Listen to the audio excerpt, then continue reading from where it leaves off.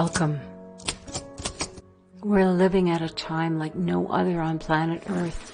Spiritual, physical, metaphysical, insights, wisdom, challenges. We're more connected by technology and less connected to each other. We're all seeking answers, and we're often too busy to listen for the truth. Her story and his story and our story. I research, I question, I look for answers to share with you, exploring higher visions. Authors and publishers and creatives, all bringing us their empowerment tools, their insights. And I'm mining for those gems of wisdom. In these podcasts, we'll delve into the tears of sorrow, joy, awe, anger and overwhelm, the challenges, the triumphs of life. What works for some people and might work for you. We share the fiery energy of transformation, healing, inspiration, and lots of revelations. I am Catherine Whalen Costin, an author, an artist, a storyteller, a podcast producer and host. I'm a fellow human sharing this journey of life with you on the planet at this time. Let's chat. Let's explore.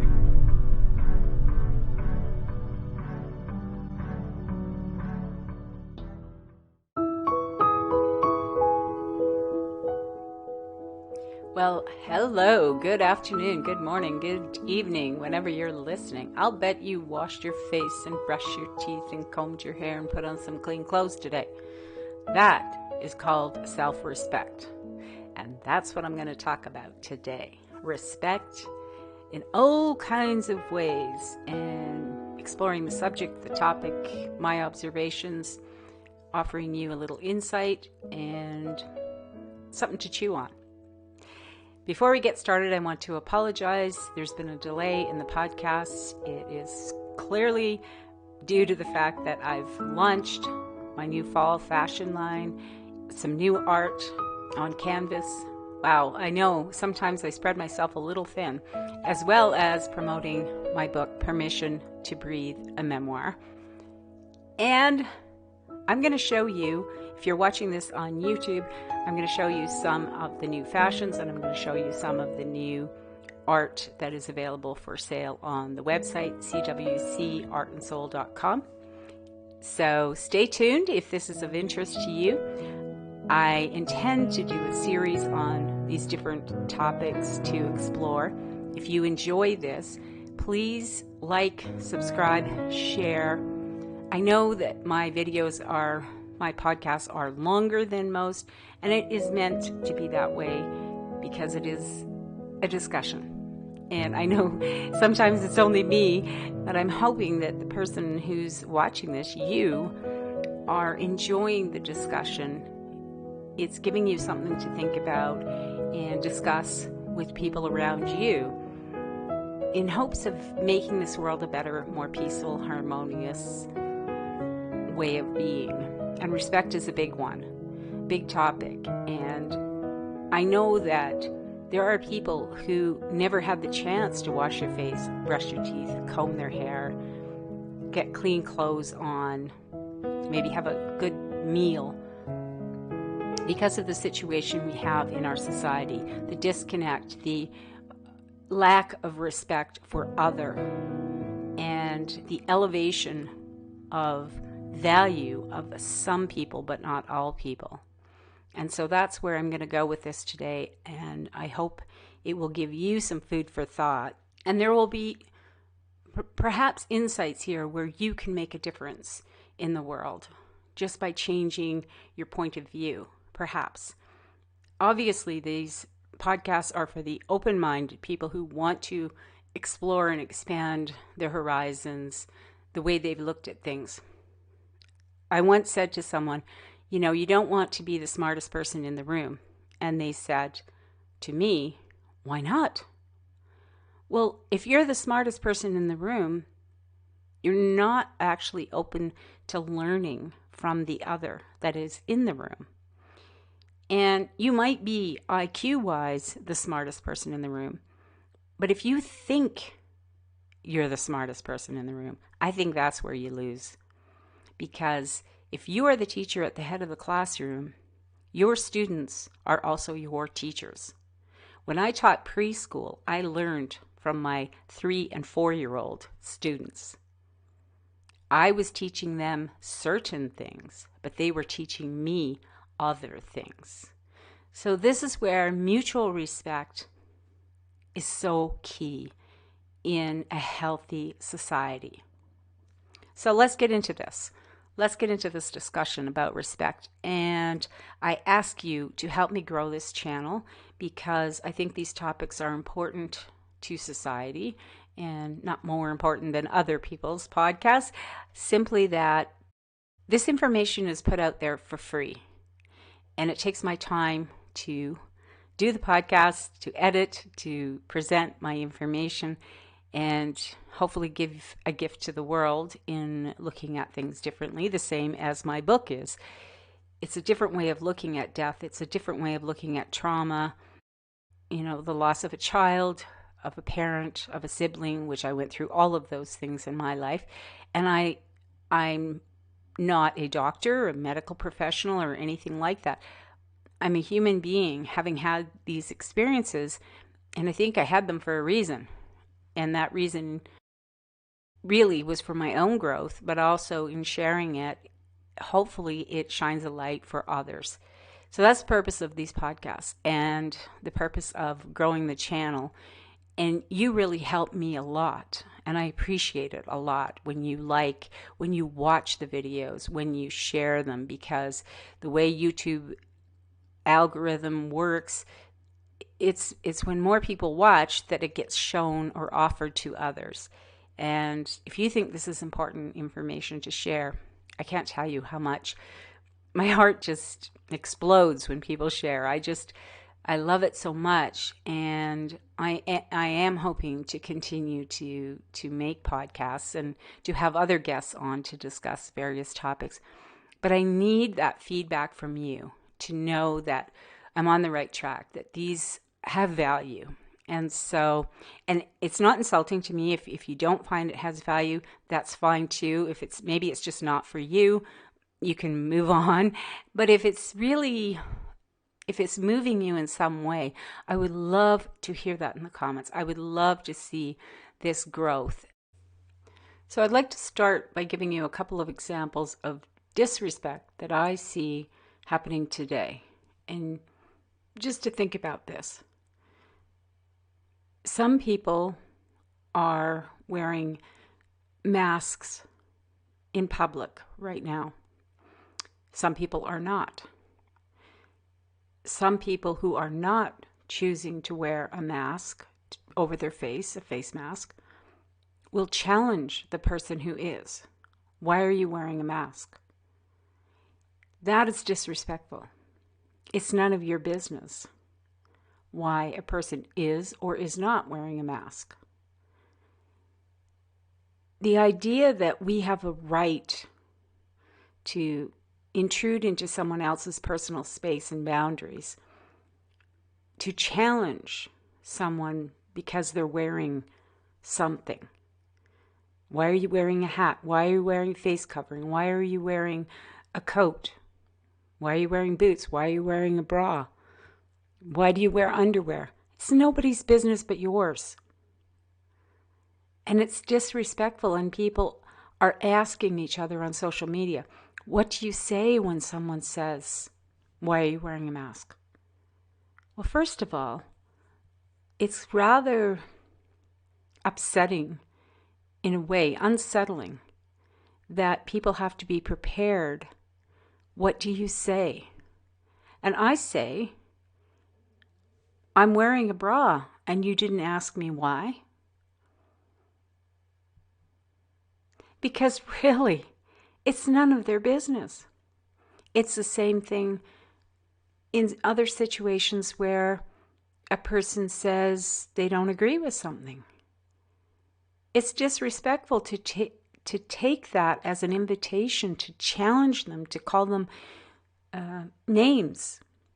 You must be a troll. You're a you know, whatever the label is. And there are a lot of them. A wingnut. Crazy because you don't think like I do. No. It's the one place that we have the ability to think, to discern, to do research, to examine, to educate ourselves so that we can form informed choices, decisions for ourselves. If you're an adult, that is something that you have total freedom to do. You don't have to belong to a club, a group, a religion. You don't have to. That's a free society. In a democracy in particular, in a free, evolving society. And even if you weren't living in a free society, no one has a right to control your thoughts. That is your sovereign right. You have your own mind. Whether or not that mind is in agreement with the other human minds is totally up to you. You don't have to agree. So there's one place where I start. Is one that has come up a lot for me. Recently, I realized that I didn't really know what respect really was. And more importantly, I didn't recognize when I was being disrespected. Now, that may sound silly, but it's true. I just didn't notice. And I don't know if it was a default switch from my youth, from my conditioning, from all the traumas I've been through, that I just didn't really connect with that when someone was actually disrespecting me. What did that look like? So, and I think, maybe some of you are feeling the same way. There's a lot of emphasis on, that song, RESPECT, big song, big energy behind that song. And you can feel the energy, the emotion, no matter who sings it, to demand respect, to demand to be respected. So I thought, why haven't I connected to that? Why have I been unaware? And I do think a lot of that comes from trauma, because I was growing up feeling so insignificant. And I think, if you've read my memoir, you will know the different examples, and maybe you saw it even when you were reading it. Wow, that's a lot of disrespect. But I didn't. Which is interesting, because I was in survival mode all of my life. Always putting out fires and running from one traumatic experience to another. And so, and survival meant paying attention to my environment. Who can I please? Who do I have to soothe? Who do I have to try to make peace with in whatever situation, even when it wasn't to do with me? So I wasn't minding my own business, as Byron Katie talks about. I was really minding the business of my environment. So let's take a look at that word respect first.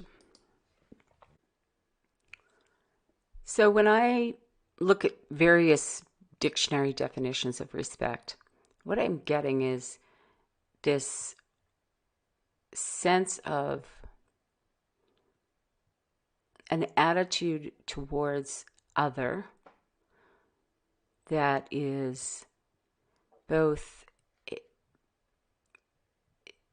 it denotes some sort of elevation towards the other. The idea that you feel or show differential regard for, like esteem, or you really admire someone. And then there's the concept of not what we don't do, We avoid violating that other. Now, the other could be a person. It could be money. It could be your home, your property, your vehicle. How do you show respect for those things? Is it like I really admire my vehicle, or I really hold it in high esteem because it, gets me to where I want to go, even though I never actually, I don't clean it, I don't wash it, I don't take care of it. But yet, I really respect it. Or do I? Like, the behavior sometimes doesn't quite follow that idea of respecting something. And I actually hadn't really thought of respect as something owed to something you hold in high esteem. To me, respect is given. I know there's a lot of talk, respect is earned. I personally do not see that as I know it happens, but I don't see that as a positive way of looking at the world. I think every human being deserves respect. It's not something to be earned. By virtue of the fact that every being is created by the divine. Now, some people don't subscribe to a concept of any higher power. I do, so I'm definitely going to take it in that direction. If you don't, if you think we're just random bits of molecules, maybe you look at it differently. Although I know that a lot of people who will call themselves atheists definitely respect the human condition, having a human body, a human experience, and by extension, the planet. We have to, if we're going to live on this planet without respecting her and all that she offers us, we won't have a place to live. If we don't respect our home, it becomes uninhabitable. And that's the same with the planet. So when I looked at respect and I considered it in my life, the opposite of respect is disrespect, which, lack of respect, lack of esteem, lack of courteousness. And it's interesting because when they talk about disrespect, they talk about impoliteness or neglect. And I would agree with that. I would think that respect is something common courtesy, which I know it's not that common anymore, but the idea of showing someone that you see them, respect, acknowledgement, being aware of another person in your observation, nodding to someone, that you see when you're walking down the street. To me, that is a form of respect. I see you. When you walk into a room and someone's watching TV and they don't even turn to acknowledge that you're there. Or if they do acknowledge that you're there and you have something to say and you start speaking and they just kind of look at you with a blank stare and then look back at the television. To me, that is disrespect. Or you are in a boardroom or at work and you start to speak and people talk over you. To me, that is disrespect. That your point of view, your voice doesn't matter. So this idea that we've diminished a lot of our human relations through disrespect. And I do think that some of that has come from our online presence, our social media, which, it's like any energy is contagious. If you're in a room with people and you're all laughing, it's very difficult for someone to sit and not laugh, although, you get the person who insists on not being happy. And I'm sure that takes a lot of work to hold yourself away from the emotion that's in the room. If there's a lot of sadness in the room and you walk in and you think you're going to elevate it and make it a happy, happy, joy, joy place, you may fail, because as humans, we are connected. And often that saying, misery likes company, is very true. Sometimes people are invested in that negative, lower vibration energy, and they don't want to be elevated. And if you try to make a joke when people are busy in their negative energy, you might be outcast. So where do we show ourselves respect and show it to others? Now, from the way I'm looking at it, I think when you respect yourself, you actually, almost by default, respect others. And so, I mean healthy respect, not ego respect, where you elevate yourself above others. True respect is fairness. It's equality. So it doesn't mean that one person doesn't have, maybe a quality that you don't have, and you hold them in high esteem because, wow, listen to their voice, or they're a great writer, or they're a great artist, or they're really amazing as an athlete, or communicating with people. Look at them. They do their job so well. I hold them in high esteem. But that does not mean that I disrespect people who don't have those qualities. So if I don't share your opinion, that doesn't mean you aren't worthy of respect for having an opinion, for being a human, for existing. And sometimes I get the feeling through social media sometimes I'll just read other people's comments, and there's such a level of disrespect and disregard for the other that it's painful to read sometimes. So it's really interesting, and I wonder if, because I didn't notice that I deserved respect, to be respected. I didn't notice when people disregarded me, dismissed me, diminished me. I was aware, but I really felt, and I think this is from learning from as a child, from all that trauma, that my job was to please other people, to satisfy them, to fit in, to make the situation comfortable. Other people's comfort was top of my list. So if I walked into a room and I started speaking and somebody was watching TV and didn't pause the television, didn't look at me and acknowledge me and actually be interested in what I had to say, even if sometimes it had something specific to do with them, like supper's ready, and the person looks away like they don't care, when in fact they do care.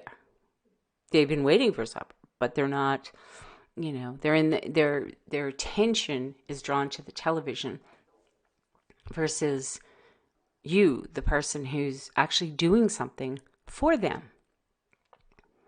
But I would not have taken that as disrespect.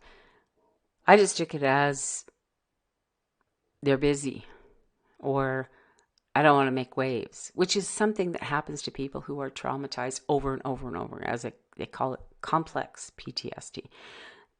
You don't want to make waves. You don't want to make conflict. You don't want to, and you do make conflict inadvertently within yourself, because it's, even though I didn't consciously understand what disrespect was, or that I was being diminished or dismissed, uh, I didn't see that as wrong. How interesting. I didn't see it as wrong. And I see that a lot in social media where people are dismissed, disrespected, told to go away. Their opinion doesn't matter. You're just a troll. You're a bot, name calling, all that kind of stuff. And they just keep pushing. They don't care if you say, I don't want to talk to you, I don't want to, and they keep insisting they want to argue. The addiction to the argument itself overrides the concept of seeing that if I talk to you like this, you're going to block me. You're going to not want to engage with me. Instead, they just go find someone else to speak that way to. It's like the opinion has become elevated to such a state of importance when it really isn't. We all have opinions. It is the idea to respect each other enough to have a conversation, a discussion. And we've lost that in so many ways, that sense of competition, as if there's not enough resources to go around. I need to be the one who's right so that I can get the prize. And there isn't one. This constant pursuit of I'm right, you're wrong, just because I say so.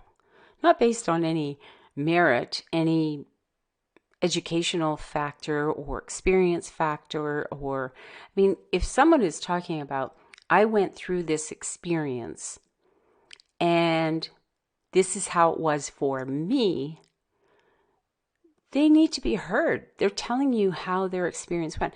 Now, if they say, I went through this experience and it's going to be the same for you, well, that is not the same thing as you can still say, I understand what you're saying. I hear you. Your experience is valid. However, my experience of life is different. Thank you for sharing yours. And we're not doing that. We're sort of, and when I say this, I mean generally, collectively, not individually, because there's plenty of individuals who are able to just say, no, thank you. It is interesting that the anonymous factor has created this illusion that we're not being seen, and yet we want to be heard. And we want to be heard in ways that we might not do if we were seen. If I was sitting across the table from some of these people who might come onto my Twitter feed or Facebook or whatever, and I could actually see them, would they say the same things to me that they say behind this illusion that I don't really know who they are? Chances are no. And I think as a society, it would be a really good idea if we checked ourselves. We can have a difference of opinion and respect others. Respect the platform, respect the other people who are reading what we're writing, respect ourselves. Because if you don't respect yourself, then some of the behavior that is very antisocial it shows that. When you're being antisocial, when you are deliberately insulting other people or being arrogant and egotistical and pushing people to, you must agree with me, or that is disrespect. And when you're doing that to other people, you're not respecting yourself either. Your point of view becomes moot because nobody can hear you. In reality, we scream louder and yet we're heard less. And I think we're missing a lot of key warning signs, red flags, because everything is so loud right now. And so really giving ourselves respect, taking care of our person, our personal space, our who's in it, who we allow in it, who we interact with, all those things show respect for ourselves. You walk into a room and people dismiss you, they're disrespecting you. Walk away. You don't have to keep pushing and saying, look, I'm here. And if you're in a relationship where you're being disrespected like that, speak up. And if the person's still dismissing you, then they obviously are not interested in having you in that relationship with them. It's not a relationship. It's one-sided, right? So just taking a look at that and how this is eroding our society, the social conventions of please and thank you, excuse me, just the idea of being able to speak. We don't all have to speak eloquently. We're not all meant to be on a stage and broadcasting to millions of people. But any interaction, whether you're the teacher in the classroom, you're a student in the classroom, there needs to be respect. And it's not, to me, respect is not about the elevation above you. I can respect people without elevating them, without putting them on pedestals. I respect the fact that they exist. I can respect my vehicle that I'm driving to work and take care of it. And if I don't respect it, then all I'm doing is I'm valuing it as that thing that I need. So I value it in that way. But if I'm not really taking care of it, maintaining it, respecting it, then how much do I value it? It's not about monetary value all the time. It's about, what do I give my time to? What do I give my energy to? Where do I focus that attention? That is what I value. I may not value another person's opinion for various reasons. Maybe the way they're expressing it. Maybe it's totally different than what maybe I don't agree with it. Maybe it's just belligerent. I don't value it, but I can still respect the human being and understand that who knows where they're coming from, To understand that we're all dealing with life in various ways. As the saying is about the storm, they say, well, we're all in the same storm, but we're not all in the same boat. And that is a fact, because everything that happened to you before today has influenced who you became today and going forward. So if you are experiencing the world from a point of view that you don't like, if you have a point of view that there isn't enough and that everything's going to hell in a handbasket and we are really failing and you're desperate, you're coming from a fearful place that can easily be exploited by others. And if you don't like being exploited and manipulated, you have to do something to change your point of view. If you think everyone is out to get you, you're going to see that in your reality. Because we do see the world the way we are, not the way it is. And I think one of the quotes that I really loved when I saw it was from Don Miguel Ruiz. Being ourselves is our biggest fear. We fear living authentically more than we fear dying. I'm paraphrasing a little bit there, but I agree with that.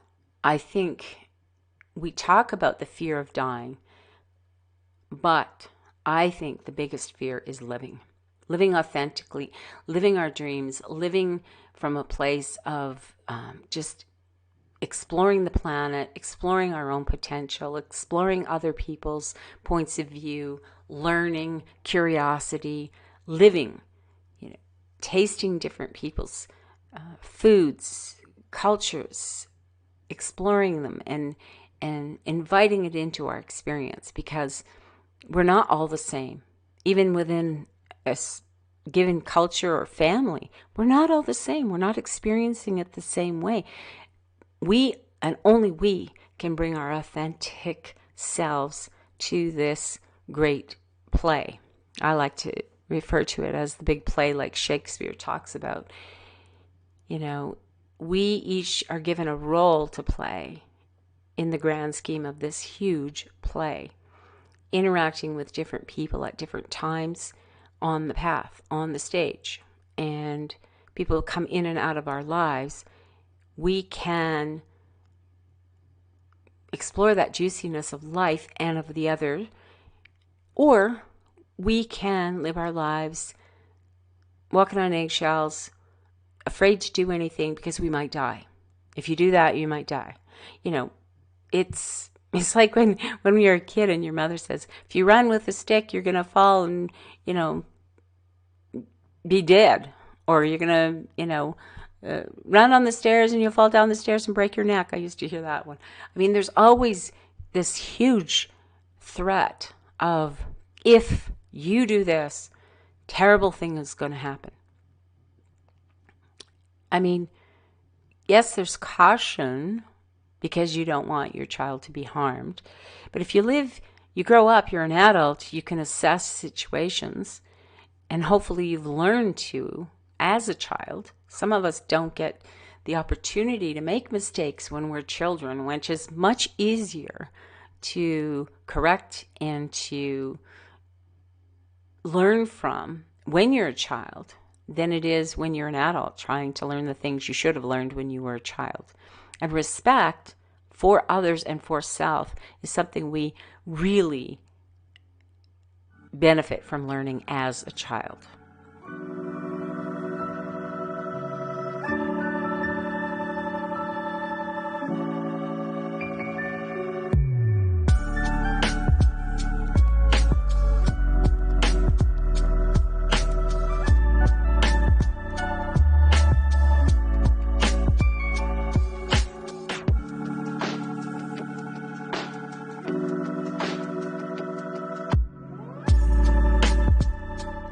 And I think that too many adults today are showing the outward manifestation of people who don't respect themselves. To me, you're not respecting yourself. You're not respecting the English language if you're speaking English, or another language if you're speaking that in vulgar terms. You're not respecting the language when you are focused on every other word is, an F word or a vulgar word or something to attack others. You're not respecting the language. There's so many other words you could be using. You're not respecting yourself when you don't respect others, because we're in each other. And the idea that there's some talk right now, there's a lot of talk about race and racism and a lot of isms, which is the whole concept of isms, is to divide, to elevate and respect some and to disrespect others. You don't have as much value as I do if you are not like me. And nobody is like you. Right? Nobody is exactly like me.